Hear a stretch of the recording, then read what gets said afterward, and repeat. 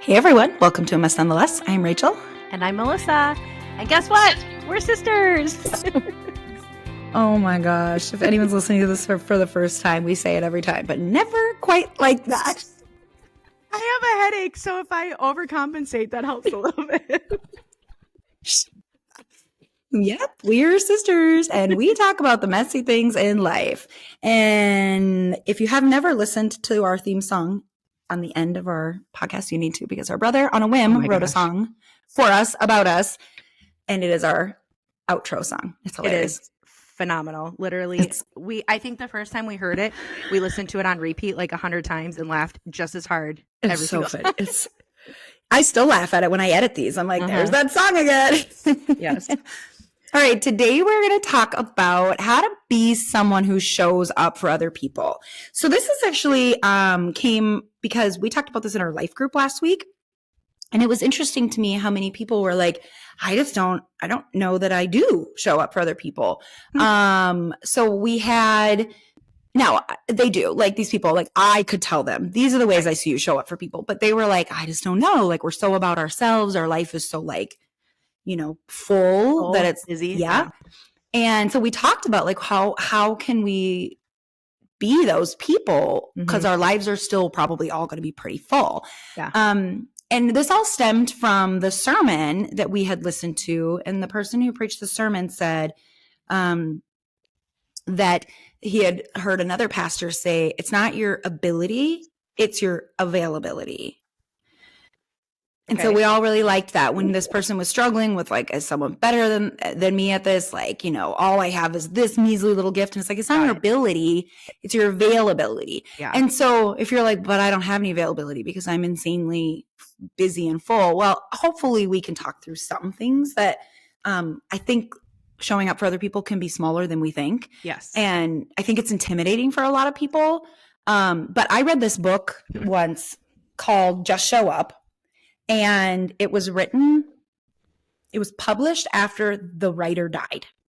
And she was writing it as she was going through cancer. And she was talking about the importance of just showing up and how her and her family's life changed because people just showed up. Yeah. And how easy it is when people, like natural it is to be uncomfortable around other people's grief or suffering or just thinking, I'm not the right person for the job, right? In any way, think of like youth group. Maybe you're like, I could never deal with middle schoolers or high schoolers, but can you provide pizza? Yeah. Or can you provide a front yard? Or can you pitch in some soda? Like there's so many things that people can do. And so that's what she wrote about. And so it was interesting because she had her friend like co-write it with her. So it goes back and forth between the two writers. And the whole time you're reading it, she's already passed because that's how the book starts is this person has already passed on. And this is what she wanted to leave with the world is like the importance of showing up for other people. Wow. And for her, she was like, yeah, we have people who have been in and out of our house constantly doing big things, obviously.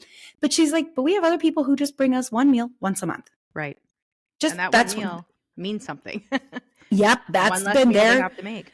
And they were just consistent and reliable. Or, she was like, examples like, this one person every Wednesday just brings my son or however many kids, I can't remember how many she had, brings him home from school. Yes. Like you're already going to get your kid, just drop someone else's kid out. But just knowing every single Wednesday when she's got like a doctor appointment, that is already taken care of.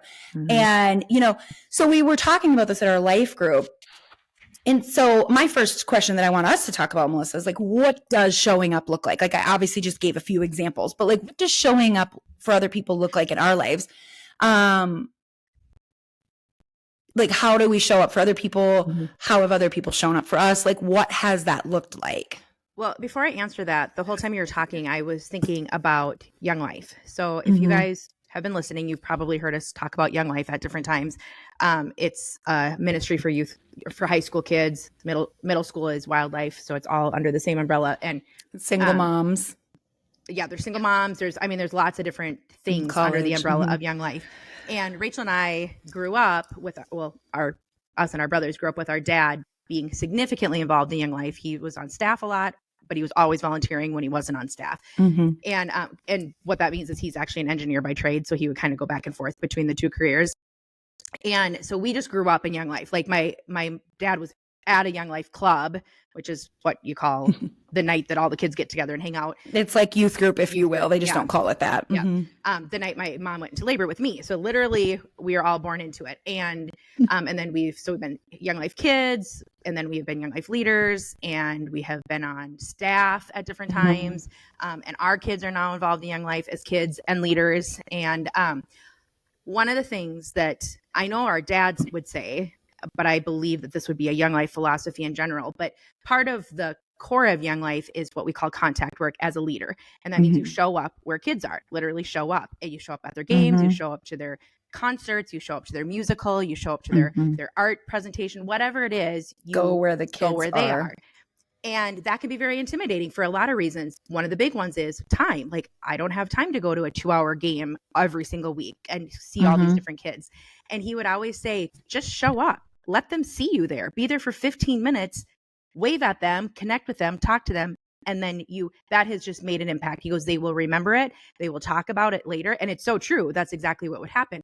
So before we talk about how people show up, I think it's really important to start with, I think we put an expectation on ourselves that makes it so big to show up that then it's easy to not show up. Because as Young Life leaders, if our goal was always to go to every full game, every full musical, every full concert, who can do that unless if they literally don't have any other part of their life? And so just showing up for a short period of time or in a small way, like Rachel was saying, it matters because, especially because we do live in a world that's very busy and a lot of people don't show up. And so as far as how that looks, I mean, Rachel pointed on a few, like for me, a way that people show up for me that is like life-changing when I go through a hard time is meals, whether they send me gift cards to purchase meals or order in, or they send me food, or they bring me food, or they bring me a freezer of food that's just easy to pop in the oven. I don't care what it is. That's always a burden on my heart when I am sick or going through some sort of catastrophe of some sort. Obviously, you can show up by just giving someone a hug. It can also be like, I'm praying for you. Or even texting, like, I just want you to know you've been on my heart. Go ahead. Part of showing up for people is knowing the person. So like, I have certain people in my life that showing up and hugging them, they'd be like, this is not helpful to me. This is not what I want. No, thank you. Don't come and touch me. But can you imagine Jonathan before like, you're having a hard day? I came to give you a hug. Our youngest brother. He'd be like, not that he wouldn't like to hug. But like, would that be what he'd want? No, he would love a double cheesburger meal from McDonald's though. Right? That's what he would want. And so like for me, a hug is very sweet. That's not my biggest thing. I would much rather someone bring me a cup of coffee or a cup of tea or a glass of wine, or come and just sit and talk to me. Or when my kids were little, one thing that Rachel did for me that showed up in a huge way was our youngest had fallen down the stairs and broken his femur. And so he was in what you call a spica cast, which was, he was like 8 months old. So it was from his belly button or like right under his chest, actually, all the way, tiny body, all the way down one leg and then to his knee on the other leg. And he was having night terrors. And so not only did the whole event exhaust me, but then he would not sleep for more than like 15 or 20 minutes at a time. Well, Rachel lived in at least 2 hours away. 2 hours away, yeah. And so she couldn't physically do hardly anything. I mean, she I couldn't drop off meals. No, and it wouldn't have made any sense. My house was tiny. For her to come with all her kids would not have been good for me. Like that would have been overwhelming. But she provided people who would come and rotate for the first half of the day in like 2 or 3 hour shifts, maybe. I don't even remember. And they would tag team and watch my kids so I could sleep. So I would literally get up. It was summer. So I would get up with my kids, get them breakfast. The first person would come in. I would go and sleep for like 5 hours because that was the only time of the night that I got to sleep. Like I didn't even remember doing that. Oh my gosh. It literally changed my existence. I don't know how I would have survived. My parents came and spent the night one night to be with Tad. And I remember my mom saying, I know he's not sleeping a lot, but the next morning she's like, oh, he's like literally not sleeping. And I'm like, right. Like I'm not sleeping at night because he would wake up screaming every 15, 20 minutes. And so for my sister to have provided people to come and relieve me so I could take a nap was it changed my life. I don't know how I would have gotten through it otherwise. So she doesn't even remember. And it was literally life-changing to me. And that it could not have been very much work for me to just text everyone who mattered. People, yeah. I knew you mattered to them. Yep. And for each person, 5 hours, one time, like that's not a lot for some people. Oh, and it wasn't even 5-hour increments. It was like 2 hours. I would have people come in one morning. Sure this wasn't a different family member? How do I not remember that? Because it probably wasn't hard for you. Yeah, I guess. I think that's part of the moral of this podcast today is just because it doesn't maybe feel like a lot to you doesn't mean that, like, I literally feel like tears behind my eyes right now talking about it because it was such a game-changing thing. Another thing in that same incident was one of our sisters-in-law, our oldest brother, I'm the oldest, but he's the oldest of the brothers. They, one of the things that Tad couldn't fold in half at all because he was in this cast. It's not collapsible. And so they bought me, and money was very tight at this point. And so, and there was one stroller that we could find, probably at Babies R Us at the time or whatever, that would lay completely flat because most strollers don't lay totally flat. There's a bend in them, which we didn't realize until we were looking for one. And it was like $300. And I was like, oh my gosh, I can't. But I'm like, how do I not have a stroller?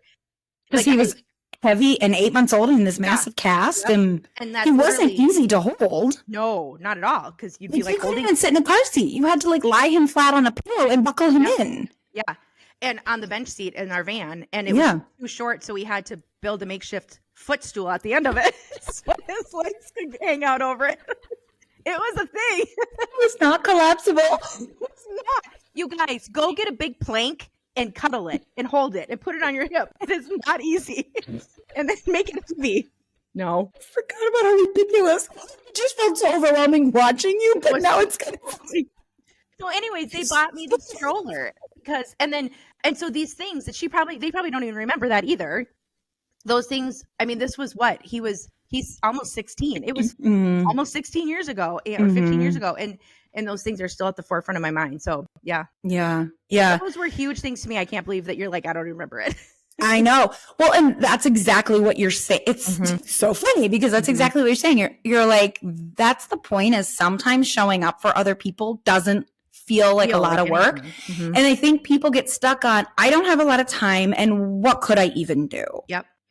And, the $300 stroller, like, yeah, maybe you don't have $300. That's fine. But like maybe a lot of people who have $20 and you could send a text. Is there anyone who could help contribute? So we could gift even a portion of the stroller to this family who needs it. Case in point, one of my best friends has been she's had chronic illness as long as I've known her, including 4 bouts of cancer. And she is literally one of the strongest women I know.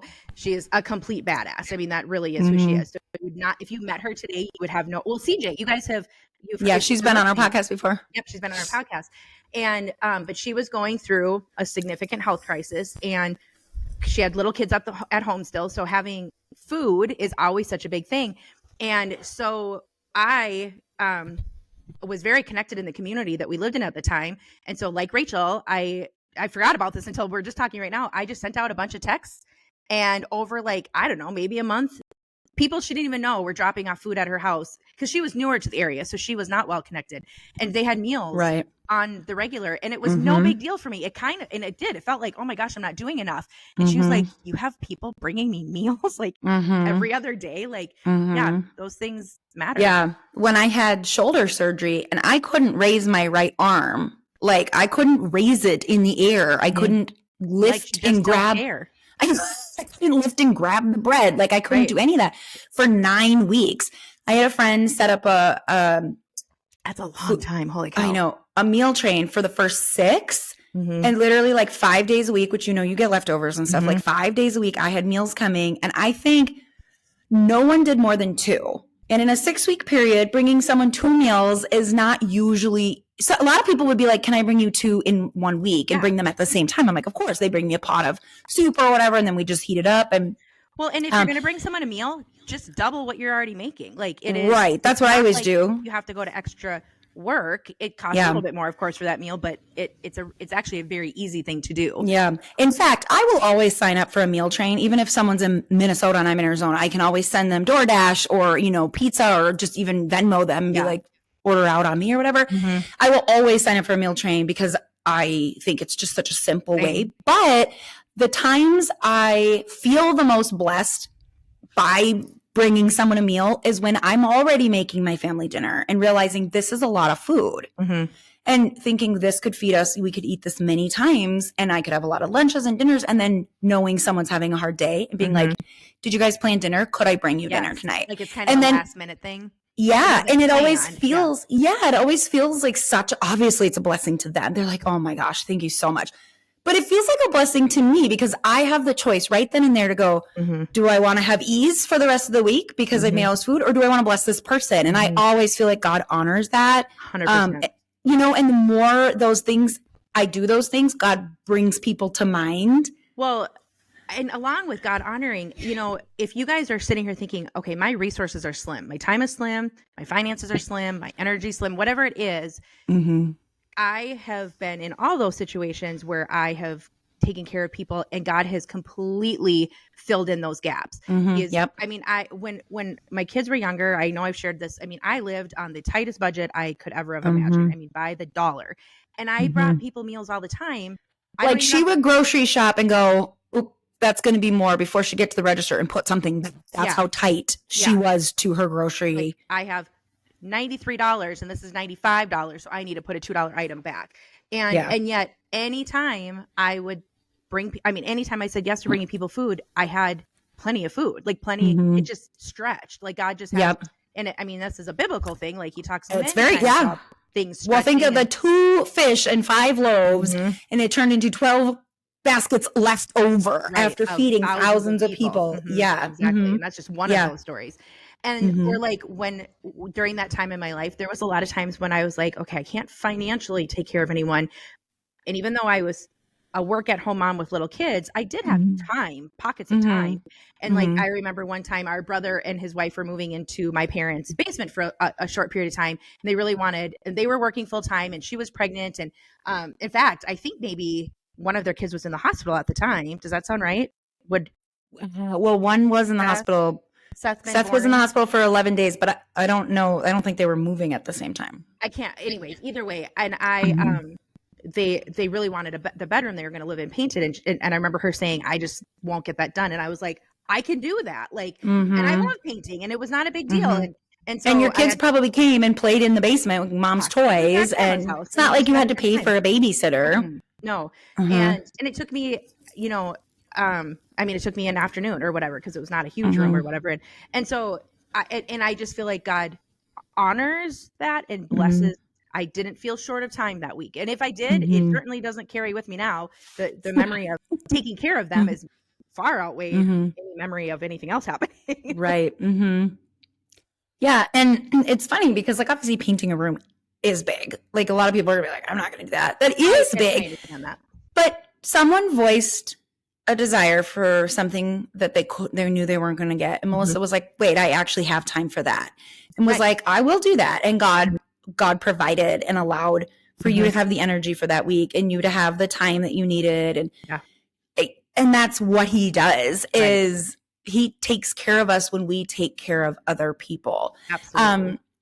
The sermon that I was talking about where it's not your ability, it's your availability. It all came from the story in Mark 5 where Jesus heals the man who has legion, the many demons inside of him. And he had been living out well away from the town and no one would go near him. And then Jesus showed up. And one of the things that it was our youth pastor who was giving the sermon. And he said, one of the things that stands out to me so much is that Jesus was just available. Like everyone else was like pushed him off. And Jesus was just like, but I'm available. And he took time to talk to the man. And what were you going to say?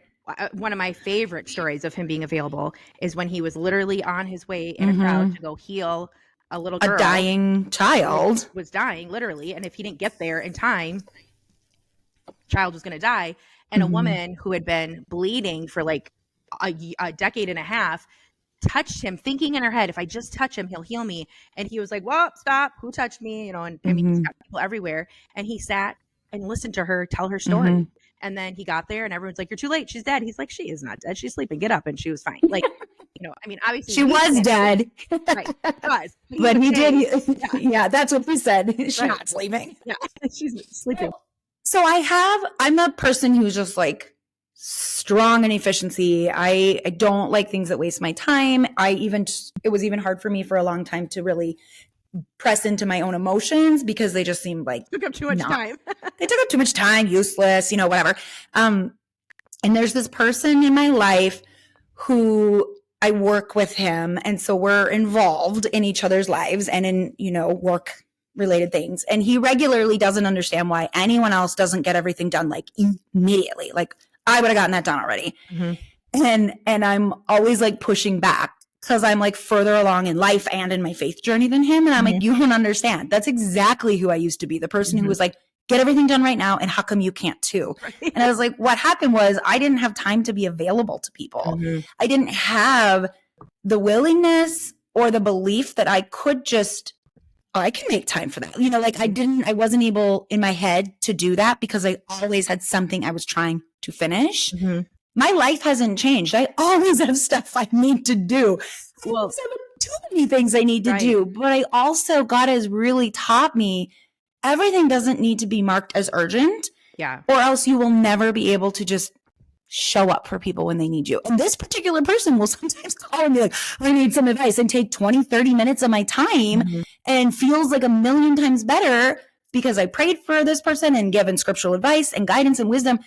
But it's only because I put aside what I was working on to make time for this person. And it's so funny to me that I'm like, I had to work hard to get to this place. It's not natural for me. It isn't. And I actually want to give you guys a contrast of Rachel, because since she brought this part up, I didn't think about it until she just said it. But first of all, right now at this time in her life, and it's been like this for a long time, Rachel's one of the most giving people I know, of her time, of her resources, of any kind of resource, whatever she has. She is so giving.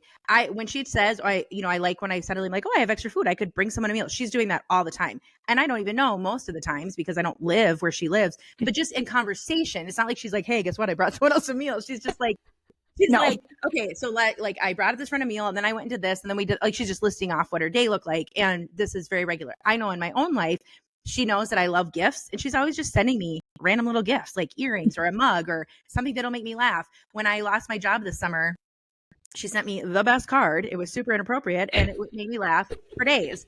And I needed it. It was just like, it was just a card, and she didn't even say anything profound in it. It was just that she knew the card would make me laugh. She took time to buy it and send it to me. And it literally made my day. It made my month.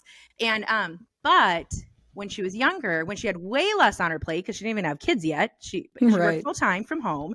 And I was pregnant with my third child, and I was severely ill. Like I was hospitalized for dehydration. I was so sick. And at the very same time, Bill's semi, we owned our semi, broke down. He was over the road. He was in Ohio, and we live in Minnesota. Broke down.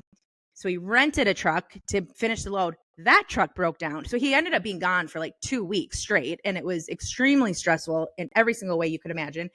I'm in the hospital. I like got sick kids. My parents came and helped when I was in the hospital.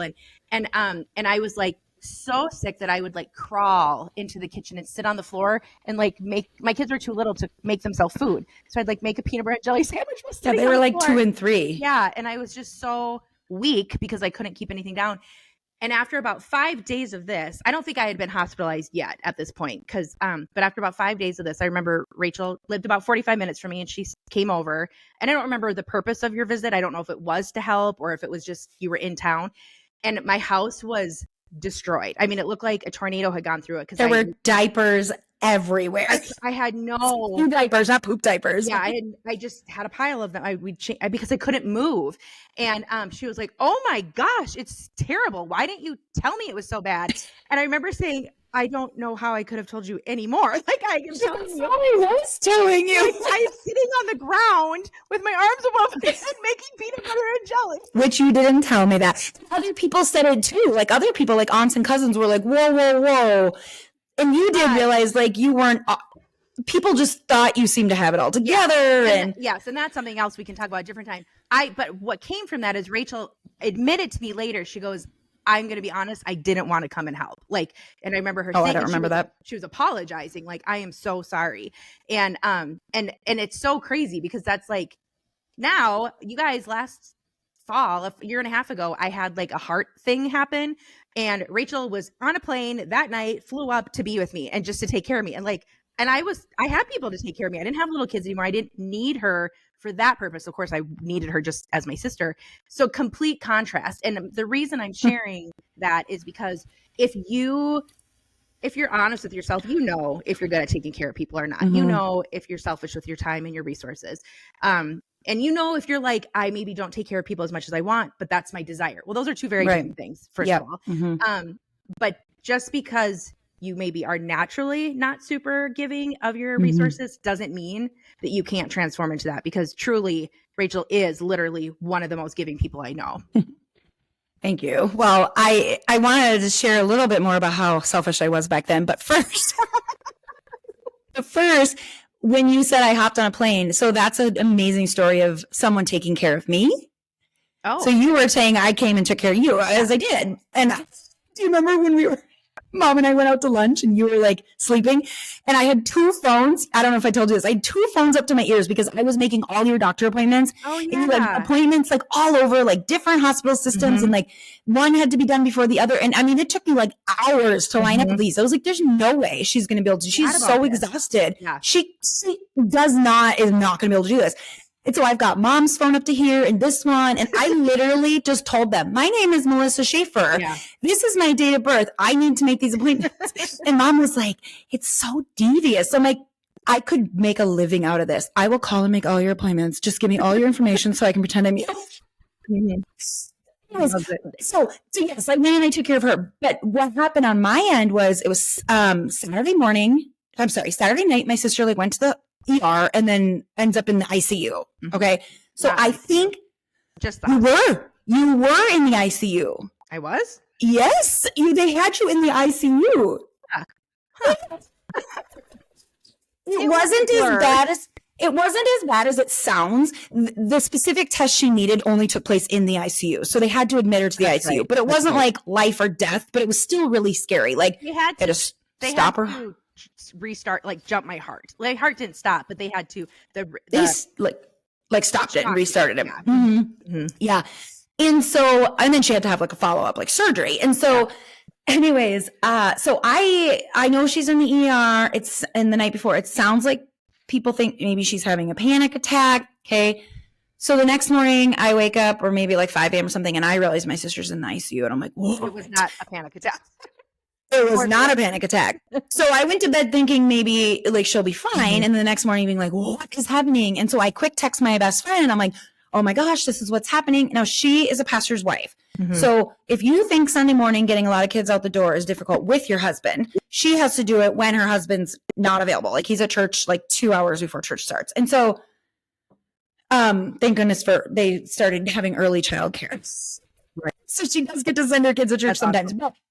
She goes, okay, I'm sending my kids to church right now. I'm coming over. You need to book a plane ticket. And my husband is gone for like 6 days. She's just telling you this. You didn't call and ask her for this. No, no, I would never have. There is no world where I would have been like, who can take my 4 children so I can leave? My husband's just left for 6 days. And she's like, book that plane ticket. Cause I was like, God. She's like, do you need to go? And I'm like, well, I want to. And she's like, book that ticket. I'm on my way. My house is a disaster. I'm in the middle of laundry. The dishes are all over. Like it's not my typical, like usually we wake up and like, but normally we wake up and it's much cleaner than it is. And she comes over and she starts telling my children, hey, pack your bag. You're going to so-and-so's house for 3 days. You pack your bag. You're going to so-and-so's house for 3 days. She's divvied my children up. She's taking some. She's divvied some of them up. She's telling Ada, okay, I want you to start folding this laundry. Brighton, you take this and bring it, Ephraim and Eland, you do this. She's like navigating my, she's like, all you need to do is book a ticket and pack a plane or pack a bag. And I was like, I knew this, but I didn't oh gosh. That's so you don't even remember being in the ICU. So it's like, now it's like 8:30 a.m. Church starts at 10. And I'm like, well, this ticket, like I can get on a plane at 10:30. And she's like, do it. Go. And she does not leave my house until almost 10 o'clock. I think they all got to church and got maybe a little bit late, which she's usually there early so she can talk to people and people, want to talk to her and stuff like that. And she just like took care of it. I found out later, like my children had been at this house and this house and they had a slumber party and people are sending me pictures and like Elon had like a craft project and someone like helped him make it. And I was like, oh my gosh. And the thing is like, I know that I have some really great friends, but I also know because I show up for my friends, they show up for me. And I love to show up for people now. Yeah. Well, what I was going to say is you might be listening and thinking these are extremely huge ways to show up for people. There's no way. But the point is that Rachel's friend would not have said 2 days before, okay, I can definitely just in the spur of the moment take your kids, assign them places, get them, do all the things. She would have been like, my weekend's too full for that. If Rachel was like, hey, I want to go see my sister just for fun, she'd be like, count me out. No, yeah. But what God does when we are open and willing and having heart desiring to take care of the people we love, he like infuses us with a supernatural, whatever it is that we need, energy, mental focus, resources. I mean, when I went, going back to when my youngest had broken his femur and we were in the ER and the hospital, I mean, it ended up being a 2-day thing. I found out later, like Rachel said, I found out that all these people were like tag teaming, taking care of my kids at home. I don't even know who set that up. Like one person would come and then they called another set of people and then they called, I don't even know how that happened, but that's what happens is that God just provides. Like he just starts making things happen. And nobody was at my house for probably more than a few hours over those 2 days. But my kids were all taken care of. I was taken care of. And like Rachel said, her friend didn't take all the kids, but she found places. And the fact that it happened so quickly makes me feel like it happened easily. And so it's not about measuring how much you serve people and take care of people, I think. Or even how much availability you have. Right. My friend could not have said she would have had availability for that. No, but it really is just amazing. It's, we talk a lot about, how does our heart line up with God? How does our, and if our heart lines up with, I want to take care of people, Lord, because that's what you ask us to do. Because you do that, you did that. He's going to give us opportunity to do it. And you're going to be done and be like, how did I even do that? That wasn't even a big deal. Like that actually felt amazing. Like it didn't leave me in a deficit. I mean, we can do that if we are serving out of our own desire to be seen and to be, that's a whole different thing. Like if we're not serving out of ways that God is putting us in a position to serve people and take care of people, if we're just making it happen, we can run ourselves ragged. Right. And so, we're not talking about volunteering for every single thing that comes your way. No, this is like a Holy Spirit thing. It is just being open and willing to let God take care of people through us. Yeah. And it starts with a desire. No matter how selfish we are, we can have a desire to not be selfish. And it starts with a desire to be like, okay, I would like to be more selfless. I would like to be good news to people around me. I would like to make people feel like they matter. And I also am worried I don't have enough time and availability. So I'm going to trust you, God, to give me opportunities and then the ability, the availability to make it happen. And it really does start with just a desire of our heart that we give over to God. Or being willing to have the desire. Sometimes it starts with being willing to have the desire. Well, and if you're sitting here thinking, I know we're kind of starting to run out of time, but if you're wondering, well, like, I don't even know where to begin. Literally where you begin is you say, God, I want to take care of people. I don't know how to do that. Give me an opportunity. And it could be as simple as, I mean, first of all, think about the things that make you feel taken care of and seen. Sometimes it's as simple as someone saying, hey, I'm in this random town and I saw this thing and it reminded me of you. And so since that's it, like, doesn't do anything other than letting you know that someone's thinking about you. That can make someone's day. That can make someone feel taken care of. That can be a way of showing up. And it can be as big as jumping on a plane and flying across the country while your friend is taking care of your life for you. Right. It's about saying to God, just give me opportunity. Let me open my eyes, open my heart's eyes to see the people around me. It might be at work. It might be in your home. I know we're serving our home all the time. But sometimes it can be showing up differently, for example, for me, an example with one of my kids, he's learning to drive. And the other night I wanted to go, I was like in my pajamas. It was early, but I was in my pajamas because I was tired. And he was like, can we go driving? Well, of course I didn't want to say yes to that. And I was like, there's literally no reason I can't say yes. I go for 15 minutes. It wasn't long, but he was so excited. That was a way I got to show up a little bit differently for my child. And so anyways, lots of ways. Yeah. Well, I remember one time I had a friend, we were like both raising babies and she was pregnant at the time. And she was just like, I feel like I just can't be any good to anyone because I'm so consumed with this very consuming season. And her husband worked a lot and my husband worked a lot. So we were together a lot because we were just trying to survive. And I remember saying, first of all, encouraging her, like, this is just a season. Like, you're pregnant, like having babies, like it is just a season, but also like there are things that God can do in this season with us. And so when I have been in a season like that, where it's not easy for me to, and I don't even feel like God's bringing me opportunities. I feel this burden on my heart. Like I'm not really doing much outside of myself. I just ask God, put some people on my heart, please, 100%. And how I can like just encourage them. Yeah. And so I remember one time praying that, and over the next like 8 weeks, every week, God put someone new on my heart without fail. He put someone new on my heart, and I would just text them, hey, I've been thinking about you. How are you? Any way I can be praying for you. And then inevitably they'd ask me to pray for them.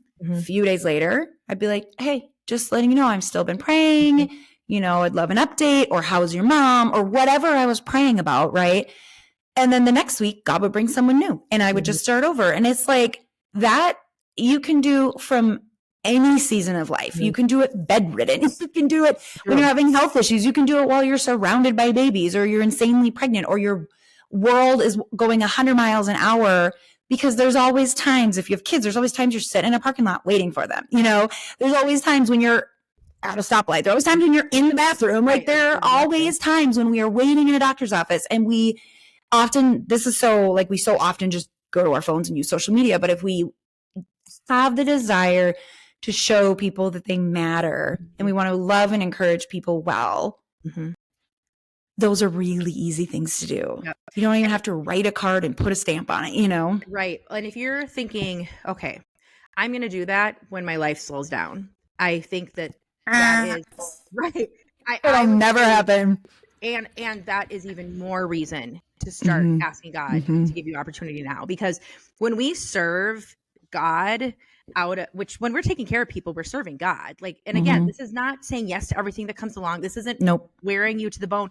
If you're being worn to the bone by taking care of people, that's not the Holy Spirit. That's not holy. No. And it's not the intention. God doesn't want you to be depleted. It's supposed to be life-giving. It's supposed to be energizing, really, when you are loving on people well and taking care of people that is Holy Spirit led. It is, even if you go to bed tired, your soul is going to be thankful and rejoicing. You know what I'm saying? Like, but I think that there's something so incredibly life-changing, heart-changing is really the word, when we give transforming in the deficits of our life. Like, I remember, a time when Bill and I were going through some financial stuff. Weird. I talk about that every once in a while. And we heard God say, I want you to give double on a weekly basis than you've been giving. And we're like, what? Do you mean you want to have someone give us double? Because that would be great.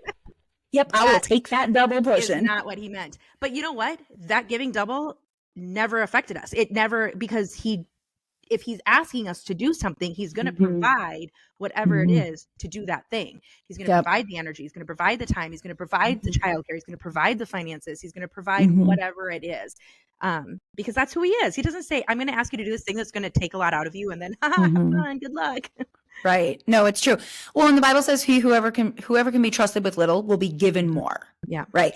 And so when God gives us like teeny opportunities and we obey and follow, he's going to give us more opportunities, more energy, more. It's time and time again. And this isn't a prosperity gospel. We're not talking about, give more money and God will give you more. It's not even an equation. Like, give more time and he'll give you more time. He just makes it work. Yeah.